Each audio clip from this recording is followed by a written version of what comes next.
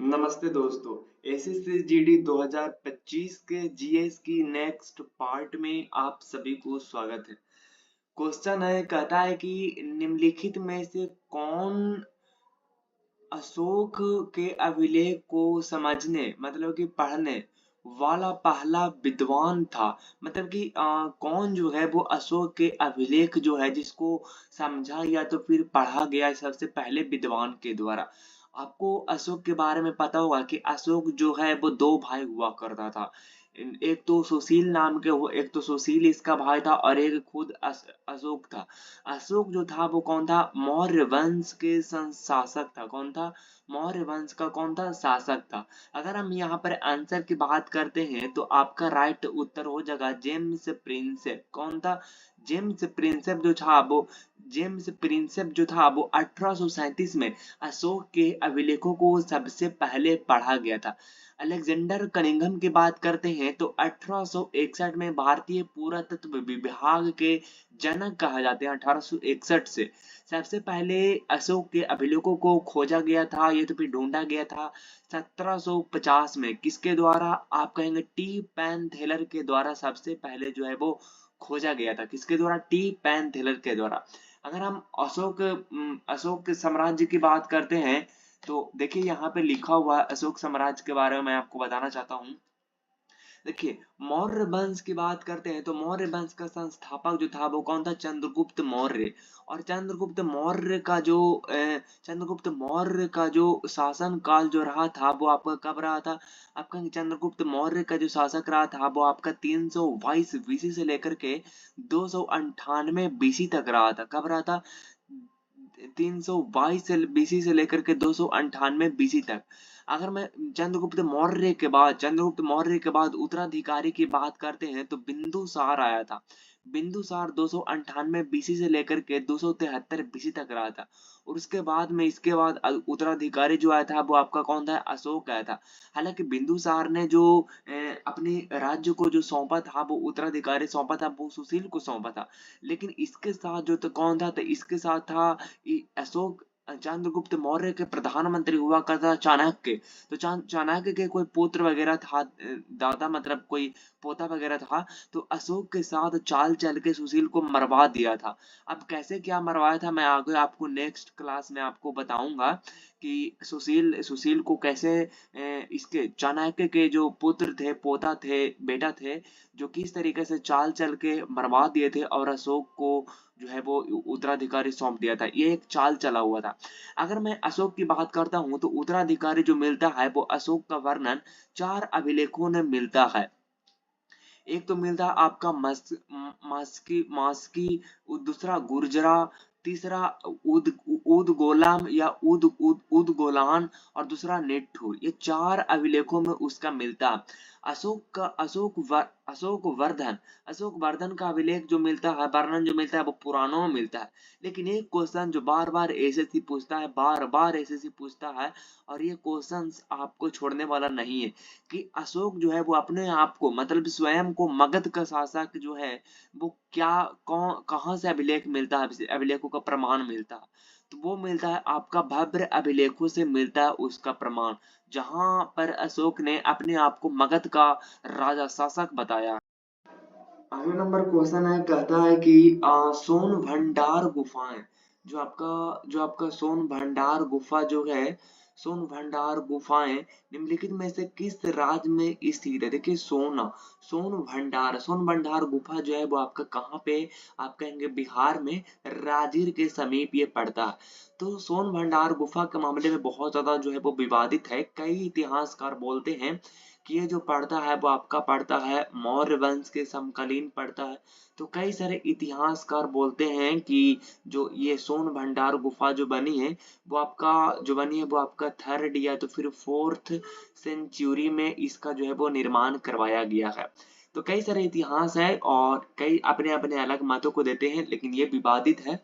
आइए इसके बारे में आगे जानते हैं। अशोक ने बराबर की पहाड़ियों में 4 गुफाओं का निर्माण करवाया है। पहला आपका सुदामा है, उसके दूसरा आपका कर्ण चौपाया है, तीसरा आपका लोमस ऋषि गुफाएं हैं और चौथा आपका है विश्व झोपड़ी या तो फिर विश्वकर्मा विश्वकर्मा। ये जो है वो 4 गुफाओं का इन्होंने निर्माण करवाया है, अशोक के द्वारा करवाया गया है, बराबर की पहाड़ियों में। अगला नंबर हमारे पास क्वेश्चन है, कहता है कि घटोत्कच जिसकी शासन काल जो रहा था वो आप देख सकते हैं 290 से लेकर के 305 ईस्वी तक इन्होंने राज्य किया था। तो घटोत्कच कहाँ था? तो घटोत्कच जो था वो आपका गुप्त साम्राज्य के शासक था, जो कि श्री गुप्त के बाद आया था। तो किस साम्राज्य का ये राजा था? तो ये किस साम्राज्य का राजा था? आपका ये गुप्त डायनेस्टी के संस्थापक था, गुप्त डायनेस्टी के ये एक शासक था। गुप्त डायनेस्टी के संस्थापक की बात करते हैं तो वो श्री गुप्त था। और श्री गुप्त के बाद उत्तराधिकारी जो बना था, राजा तो बना था, वो आपका घटोत्कच बना था। और घटोत्कच के बाद आया था चंद्रगुप्त प्रथम। चंद्रगुप्त प्रथम के बाद आया था समुद्रगुप्त आया था। कौन आया था? समुद्रगुप्त। और समुद्रगुप्त के बाद आया था चंद्रगुप्त द्वितीय। और चंद्रगुप्त द्वितीय के बाद आया था कुमारगुप्त। और कुमारगुप्त के बाद आया था स्कंदगुप्त। और स्कंदगुप्त के बाद आया था आपका बृहद्रथ। और बृहद्रथ का उतना मतलब कि ज्यादा वो अच्छा नहीं थे, राजा अच्छा ज्यादा नहीं थे। तो इसको एक मंत्री ने इसकी हत्या कर दी थी, पुष्यमित्र शुंग ने। और उसके बाद में शुंग वंश की स्थापना कर दिया। किसकी? शुंग वंश की, शुंग डायनेस्टी की स्थापना कर दिया था, जिसकी संस्थापक माने जाते पुष्यमित्र शुंग की। अगर मैं बात करूं कण्व साम्राज्य की, तो कण्व साम्राज्य की जो संस्थापक था वो वासुदेव था। और मौर्य साम्राज्य की संस्थापक कौन था? चंद्रगुप्त मौर्य था। समुद्रगुप्त ये जो चंद्रगुप्त प्रथम के बाद आया था, तो चंद्रगुप्त प्रथम के बाद जो समुद्रगुप्त आया था, तो समुद्रगुप्त जो है वो भारत के नेपोलियन कहा जाता है। किसने कहा है? इसको कहा है बिसेंट स्मिथ ने कहा है। किसने? बिसेंट स्मिथ ने इसको भारत का नेपोलियन कहा। नेपोलियन क्यों कहा? नेपोलियन इसलिए इसलिए कहा है क्योंकि ये जो है वो उत्तर पूर्वी में कभी भी हारे नहीं ये हैं। और हारे नहीं है इसलिए इनको समुद्रगुप्त को भारत का नेपोलियन कहा जाता है। अगला नंबर हमारे पास क्वेश्चन है, कहता है कि निम्नलिखित में से किस जानवर को भारत के राष्ट्रीय प्रतीक में जगह नहीं मिली है? तो किसको नहीं मिली है? तो आप कहेंगे ऊंट को नहीं मिली है जी। किसको नहीं मिली है? ऊंट को नहीं मिली। अच्छा, इसको स्वीकार कब किया गया था? भारतीय राष्ट्रीय प्रतीक है जो, इसको स्वीकार किया गया था 26 जनवरी 1950 के दिन। जिसको कहां से लिया गया है? आप कहेंगे सारनाथ के द्वारा, जो अशोक सम्राट के द्वारा बनाया गया था, अशोक ललाट, जिसको अशोक स्तंभ भी कहा जाता है, जो कि किससे बना हुआ है? आप कहेंगे बलुआ पत्थर से बना हुआ है, जो कि राष्ट्रीय पत्थर भी इसको माना जाता है। जिसपे 4 जो है वो आपका जानवर है। कौन कौन है? आप कहेंगे हाथी, घोड़ा, बैल, शेर। बैल को सांड भी बोला जाता है और शेर को सिंह भी बोला जाता है। ये 4 प्रकार के जानवर हैं, जिसको जो है वो 4 जानवर से बना हुआ, जिसमें आपका शेर है, घोड़ा है, सांड है, लेकिन ऊंट नहीं है। तो ऊंट बिल्कुल एकदम से थी, इसका करेक्ट उत्तर हो जाएगा। अगला नंबर हमारे पास क्वेश्चन है, कहता है कि भारतीय संविधान का कौन सा अनुच्छेद धर्म, वंश, जाति, लिंग, जन्म स्थान के आधार पर भेदभाव रोक लगाता है? तो देखिए आर्टिकल्स 25 जो है वो ये लगाता है कि आप धर्म के मामले में स्वतंत्र हैं। मतलब कि आपको जो अगर धर्म है वो धर्म को आप मान सकते हैं। धर्म के मामले में आप जो है वो भारत में स्वतंत्र हैं, किसी भी धर्म को अपना सकते हैं। आर्टिकल्स 23 कहता है कि मानव दुर्व्यापार एवं बलात् श्रम का प्रतिषेध। मतलब कि मानव दुर्व्यापार मतलब मानव के साथ कोई भी दुर्व्यापार आप किसी को बेच या तो फिर सेल नहीं कर सकते हैं, और नहीं जबरदस्ती उनसे बलात् श्रम यानी कि काम करवा सकते हैं।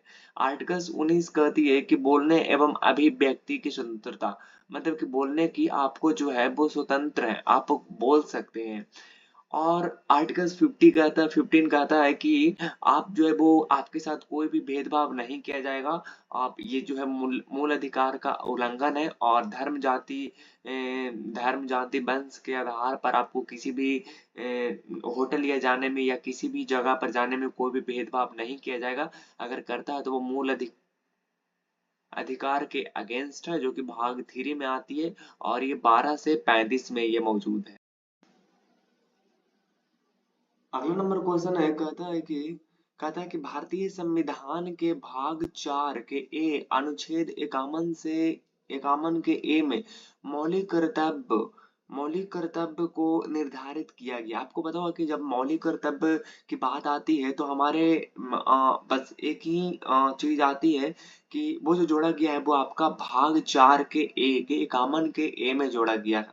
मौलिक कर्तव्य की बात आता है तो मौलिक कर्तव्य हमारे अभी संविधान में कितने, तब कहें मौलिक कर्तव्य अभी वर्तमान में कितने, तब कहें वर्तमान में मौलिक कर्तव्य जो है वो आपका 11 है। 11वां मौलिक कर्तव्य, 11 मौलिक कर्तव्य जो है वो आपका क्या है?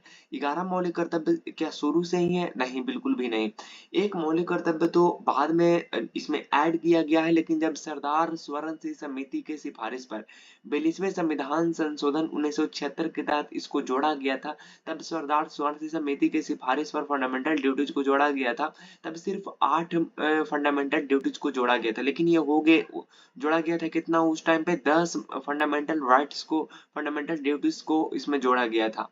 10 को जोड़ा गया था, लेकिन अब एक वो कौन आ गया? तब कहेंगे 11वां मौलिक कर्तव्य जो आ गया है वो 66वां संविधान संशोधन 2002 के तहत ऐड किया गया कि 6 से 14 वर्ष के बच्चों को जो है वो शिक्षा अनिवार्य कर दिया गया, मतलब शिक्षा उसका मौलिक अधिकार है, जो 66वां संविधान संशोधन 2002 के तहत इसको ऐड किया गया। अच्छा, मौलिक कर्तव्य जो है वो कहाँ से लिया गया? आप कहेंगे ये जो इंस्पायर है वो आपका हम रूस के संविधान से इसको अडॉप्ट किया गया है।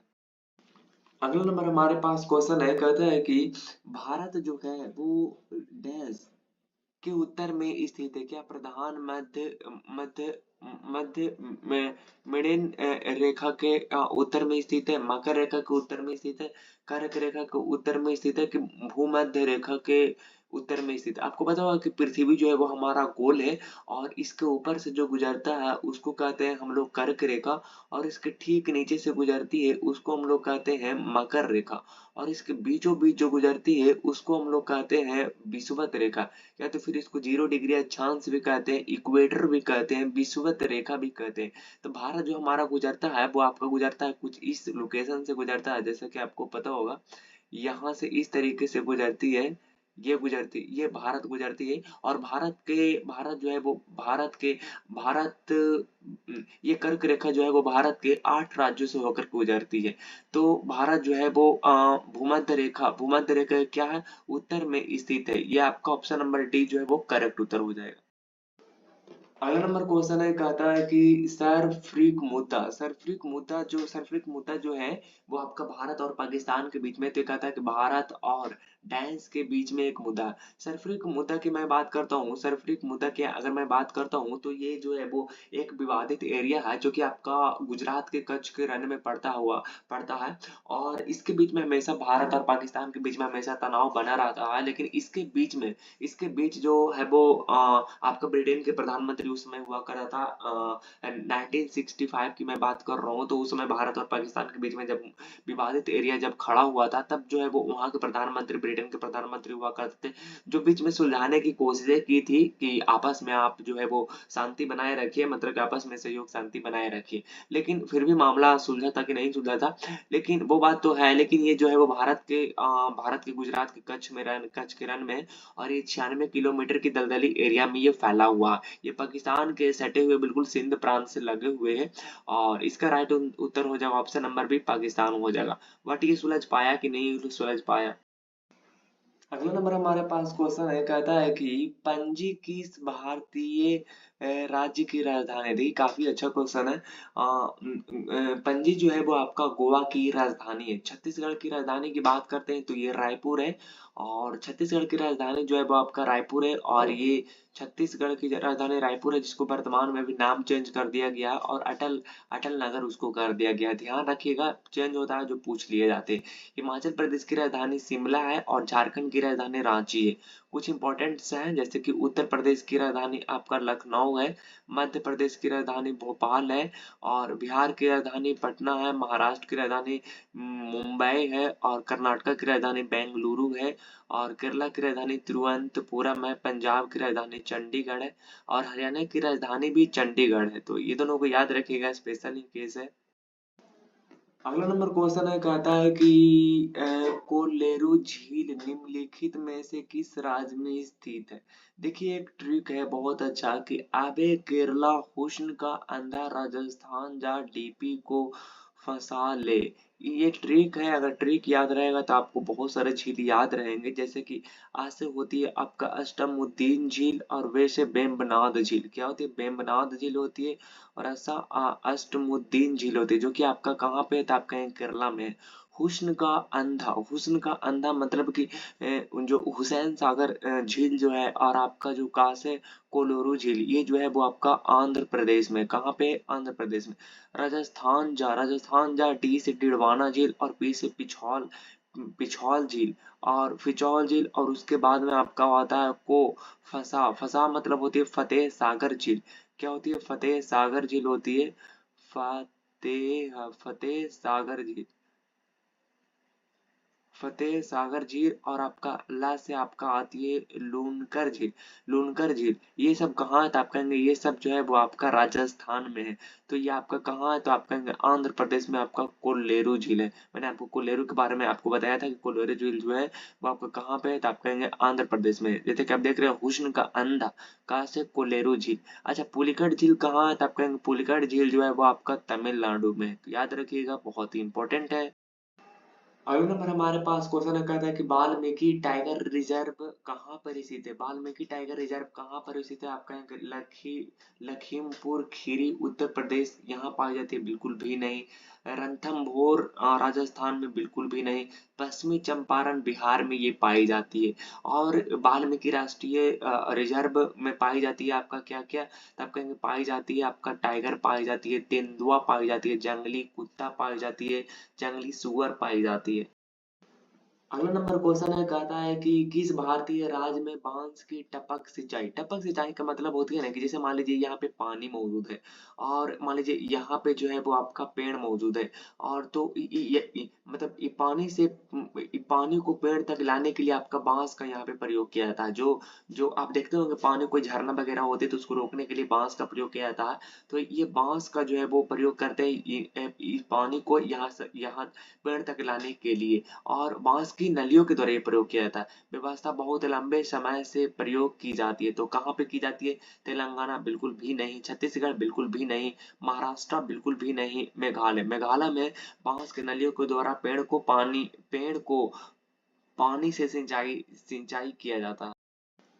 अगला नंबर हमारे पास क्वेश्चन है, कहता है कि अ, किसी भू स्तरीय उपग्रह की ऊंचाई पृथ्वी की सतह से लगभग कितनी होती है? मतलब कि पृथ्वी से जो ऊंचाई उपग्रह होती है वो कितनी होती है? तब कहेंगे वो, ये मान लीजिए पृथ्वी है तो पृथ्वी से जो ऊंचाई होती है, जो रेडियस होती है, वो स्तरीय उपग्रह जो ऊंचाई जो पृथ्वी का चक्कर लगाती है, तो कितना होती है? तो 36,000 किलोमीटर होती है।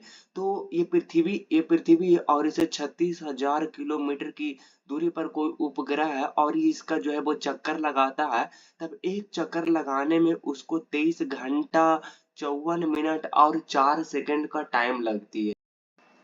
अगला नंबर क्वेश्चन है, कहता है कि एक पिंड तभी ध्वनि उत्पन्न करता है जब वह इस्पात से बना हो। बिल्कुल भी नहीं, गलत। खोखली लकड़ी से बना हो। गलत। तार से बना हो। गलत। कंपन करता हो। एक ध्वनि तभी उत्पन्न होती है जब उसमें कंपन होती है, तभी वो ध्वनि उत्पन्न करती है। तो ध्वनि कंपन के द्वारा उत्पन्न होती है। अगला नंबर क्वेश्चन है, कहता है कि यदि 500 कूलम्ब का आवेश 25 यदि 500 कूलम्ब का बेस 25 सेकंड के लिए प्रवाहित होता है, तो धारा की गणना एम्पियर में करें। देखिए हमको एम्पियर में चाहिए चीज। एम्पियर बराबर होती है आवेश, आवेश बटा में टाइम होती है। तो आवेश हमें यहाँ पे दिया हुआ है कि 500 कूलम्ब है, तो 500 और बटे में आपका हो जाएगा कितना? 25 हो जाएगा, यानी कि 500 और बटे में आपका हो जाएगा 25। 25 दूनी के 50, यानी कि 20 एम्पियर हो जाएगा। कितना हो जाएगा? 20 एम्पियर आपका करेक्ट उत्तर हो जाएगा। अगला नंबर हमारे पास क्वेश्चन है, कहता है कि कंप्यूटर की दुनिया में माइकल एंजेलो नाम की एक साइंटिस्ट है, ये तो अपने नाम पर ही रखा है। तो माइकल एंजेलो ये क्या है? तो माइकल एंजेलो जो है वो एक तरह से ये एक वायरस है, जो कि सबसे पहले माइकल एंजेलो ने पहली बार जो है वो 4 फरवरी 1991 को ऑस्ट्रेलिया में ये देखा था। इस वायरस को डिटेक्ट किया गया था। अगर कंप्यूटर की बात करें तो कंप्यूटर की जनक माने जाते हैं चार्ल्स बेबेज को। तो ये बात आपको ध्यान में रखनी है। अगला नंबर क्वेश्चन है, कहता है कि मूल्यह्रास को कहते हैं डिप्रिसिएशन कहते हैं। तो डिप्रिसिएशन की टूट फूट के लिए एक वार्षिक भत्ता है। तो क्या होगा? भूमि तो बिल्कुल भी नहीं होगा। जारी चल रहे कार्य नहीं, बिल्कुल भी नहीं होगा। तैयार माल बिल्कुल भी नहीं होगा। तो पूंजीगत वस्तुएं इस क्वेश्चन का बिल्कुल सही जवाब हो जाएगा। अगला नंबर क्वेश्चन है, कहता है कि पूंजी उत्पादन के दौरान विविध कच्चे माल और हाथ पर पैसों के संदर्भित करती है। तो क्या करती है? मानवीय, भौतिक, आपका अस्थाई बिल्कुल भी नहीं। ये करता है कौन सा? राइट उत्तर हो जाएगा। तो आप कहेंगे ये क्रियाशील हो जाएगा, यानी कि एक्टिव हो जाएगा। अगला नंबर क्वेश्चन है, कहता है कि रंगोली बिहू जो है, रंगोली बिहू जो कि असम का त्योहार है, के प्रमुख त्योहारों में से एक है, जिसे कब मनाया जाता है? तो जिसे कौन सा महीने में मनाया जाता है? आपको पता होगा कि रंगोली बिहू को हम लोग क्या कहते हैं? रंगोली बिहू को बोहाग बिहू भी कहा जाता है, जो कि अप्रैल के महीने में मनाई जाती है। अप्रैल बोले तो बैसाख के समय ये मनाई जाती है। अगला नंबर है आपके होमवर्क के लिए कि an inquiry into the nature and causes of the wealth of nation पुस्तक के लेखक निम्नलिखित में से कौन है? तो 4 प्यारे प्यारे ऑप्शंस हैं। आप ऑप्शंस को देखिएगा, कौन सा ऑप्शंस आपके लिए जो है वो करेक्ट होगा। मैंने तो ऐसे कर दिया, कौन सा करेक्ट होगा आप एक बार देखिएगा। तो मिलते हैं नेक्स्ट प्रैक्टिस सेट में। RWA के मुलाकात होगी नेक्स्ट वीडियो में। तब तक ऑल द बेस्ट। जय हिंद, वंदे मातरम।